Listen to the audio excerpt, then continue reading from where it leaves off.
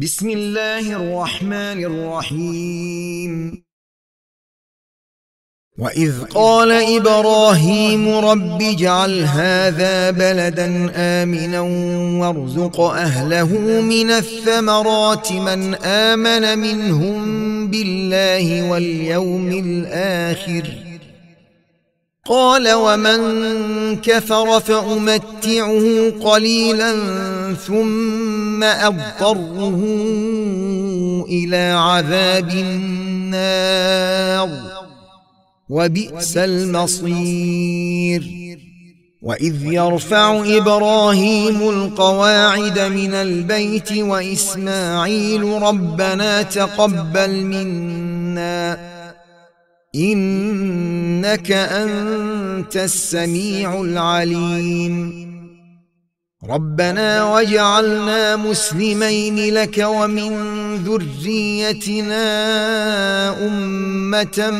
مسلمة لك وأرنا مناسكنا وتب علينا إنك أنت التواب الرحيم ربنا وابعث فيهم رسولا منهم يتلو عليهم آياتك ويعلمهم الكتاب والحكمة ويزكيهم إنك أنت العزيز الحكيم ومن يرغب عن ملة إبراهيم إلا من سفه نفسه ولقد اصطفيناه في الدنيا وإنه في الآخرة لمن الصالحين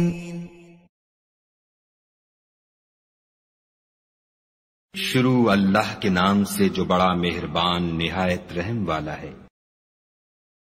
اور جب ابراہیم نے دعا کی کہ اے پروردگار اس جگہ کو امن کا شہر بنا اور اس کے رہنے والوں میں سے جو خدا پر اور روز آخرت پر ایمان لائیں ان کے کھانے کو میوے عطا فرما، تو خدا نے فرمایا کہ جو کافر ہوگا میں اس کو بھی کسی قدر متمتع کروں گا، مگر پھر اس کو عذاب دوزخ کے بھگتنے کے لیے ناچار کر دوں گا، اور وہ بری جگہ ہے۔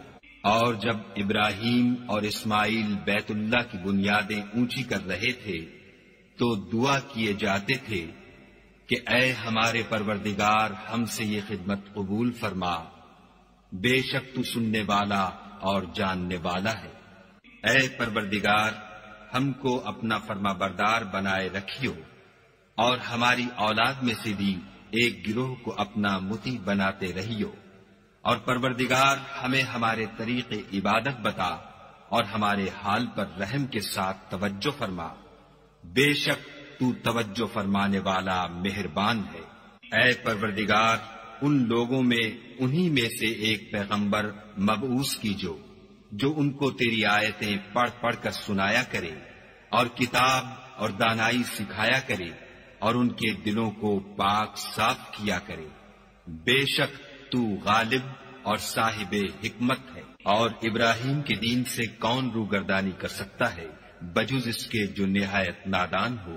ہم نے ان کو دنیا میں بھی منتخب کیا تھا اور آخرت میں بھی وہ زمرہ صلحاء میں ہوں گے۔ In the name of Allah, the Beneficent, the Merciful.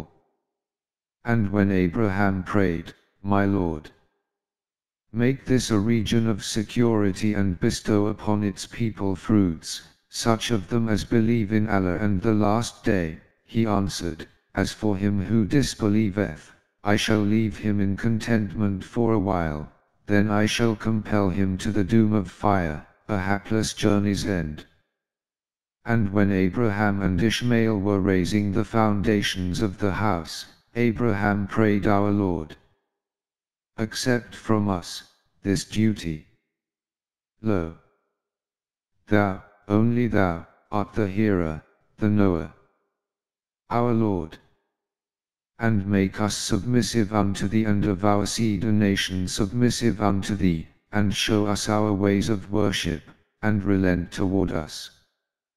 Lo, thou, only thou, art the relenting, the merciful, our Lord.